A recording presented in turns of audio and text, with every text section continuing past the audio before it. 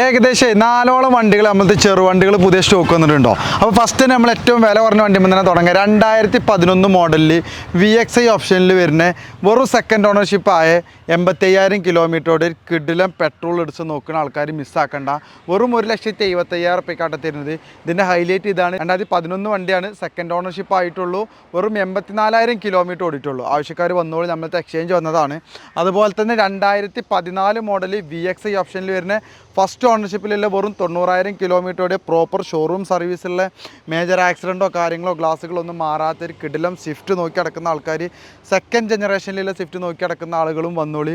നിങ്ങൾക്ക് വെറും 3,70,000 റുപ്യക്ക് സിംഗിൾ ഓണർഷിപ്പ് വെറും 90,000 കിലോമീറ്ററുടെ കിടിലം പെട്രോൾ സ്വിഫ്റ്റാണ് നിങ്ങൾക്ക് വെറും 3,70,000 റുപ്യക്ക് വരുന്നത്. അതുപോലെ തന്നെ എന്നും ആൾക്കാർക്ക് തികയാത്തൊരു മുതലാണ് 2018 മോഡലിൽ എട്ടിയോസ് ലിവിയിൽ ഡുവൽ ടോൺ കളർ വരുന്ന ഒരു കിടിലം വണ്ടി. 7,85,000 റുപ്യക്ക് അതും 1,00,000 താഴെ കിലോമീറ്റർ ഓടിയിട്ടുള്ളൂ. അതുപോലെ തന്നെ SUV ടൈപ്പിലൊരു കിടിലം വണ്ടി നോക്കുന്ന ആൾക്കാർ വന്നോളി.